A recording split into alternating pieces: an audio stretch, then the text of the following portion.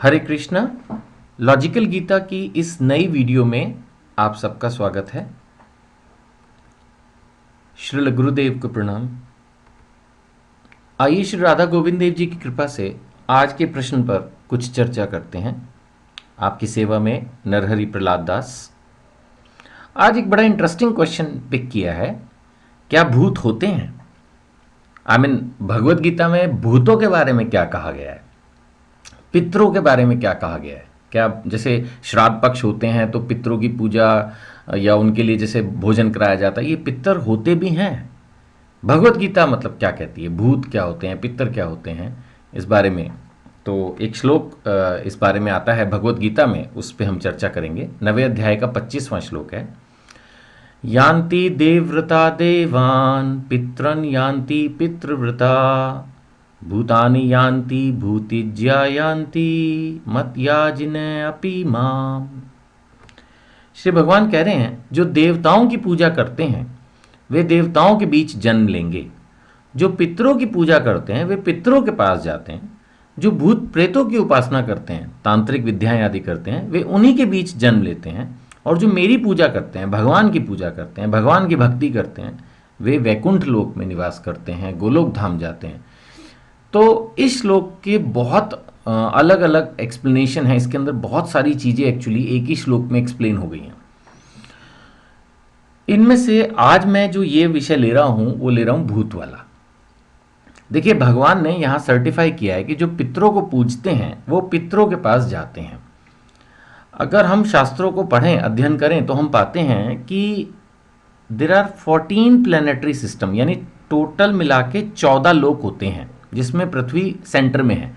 जब हम अच्छे कर्म करते हैं तो स्वर्ग आदि की प्राप्ति होती है, ऊपर के लोकों में जाते हैं। और अगर हम उतने अच्छे काम नहीं करते जो शास्त्रों के अनुसार हैं, या गलत काम करते हैं ऐसे बोलें, तो हमारा डाउनफॉल होता है, हमें निम्न योनि में भी जाना पड़ सकता है, यानी कि पंछी की, पशु की या पेड़ की, और निम्न लोकों में भी जाना पड़ सकता है।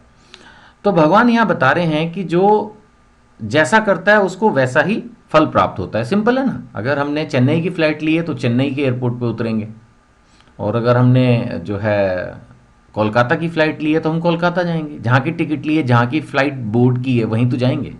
ऐसे देवताओं की पूजा करेंगे तो देवताओं के लोकों में जाएंगे, यानी स्वर्ग आदि की प्राप्ति होगी।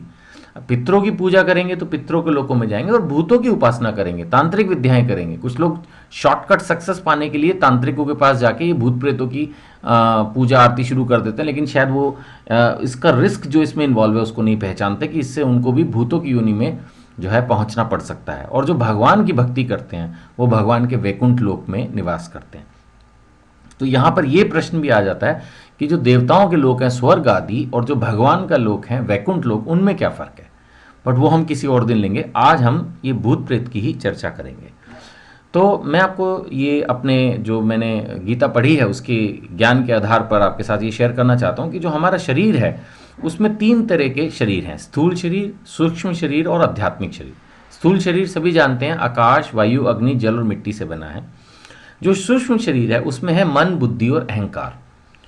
तो ये जो सूक्ष्म शरीर है ये है mind, intelligence and false ego. False ego तो यही हो गई कि भाई मैं भोगता हूँ, मैं करता हूँ, और माइंड और इंटेलिजेंस।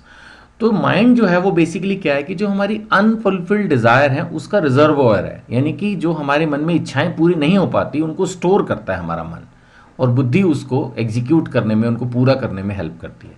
तो ये स्थूल शरीर अलग है और सूक्ष्म शरीर अलग है। और आत्मा तो भगवान के धाम से आई है, आध्यात्मिक है, इसीलिए इसको सच्चित आनंद कहा गया है। नॉलेजेबल है, चित्त नॉलेजेबल, सत इटर्नल, और आनंद इज ब्लिस, प्लेजर। तो आत्मा तो अजर है, अमर है, ये तो सब जानते ही हैं भगवत गीता के आधार पर, इसलिए मैंने इस पर कभी चर्चा अभी तक नहीं की है। तो आत्मा तो परमानेंट ही रहती है, लेकिन जब एक व्यक्ति की मृत्यु हो जाती है तो उसका ये जो स्थूल शरीर है ये खत्म हो जाता है, लेकिन सूक्ष्म शरीर बच जाता है। अब उसके कर्मों के अनुसार उसको अगर मुक्ति मिल गई तो वो भगवान के धाम चला जाता है प्योर सोल की फॉर्म में, है ना।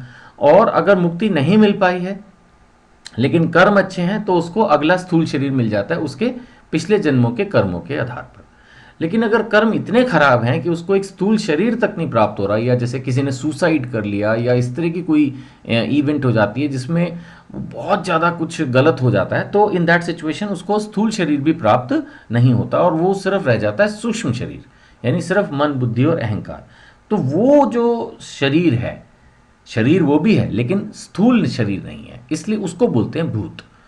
और इनके भी अपने लोक हैं। तो यानी कि एक तरह से ये देखिए कि भगवान जिसको स्थूल शरीर प्रदान करते हैं मनुष्य का या कुछ भी, वो तो वापस इसी धरती पे आ जाते हैं।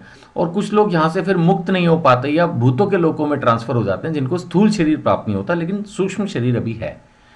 अगर कोई भक्ति करते हैं, सेवा करते हैं, भगवान प्रसन्न होते हैं और उनको फ्री कर देते हैं, तो उनका सूक्ष्म शरीर भी खत्म हो जाता है और फिर सिर्फ एक प्योर सोल रह जाती है जो कि धाम में चली जाती है। तो ये है। और साथ में हमारे शरीर में आत्मा के साथ परमात्मा भी होते हैं एज ए ओवरलुकर, की हम क्या कर रहे हैं उसको वो ऑब्जर्व करते हैं और हमारे कर्मों के अनुसार जो है हमें संदेश भी देते हैं, सलाह भी देते हैं और हमें फल भी देते हैं। तो ये टोटल सिस्टम है। तो बिल्कुल भगवत गीता जो है हर विषय पे बात करती है, देखिए। और अगर हम इसको पढ़ें तो बहुत हमें लाभ होगा इसका, है ना। हरे कृष्ण।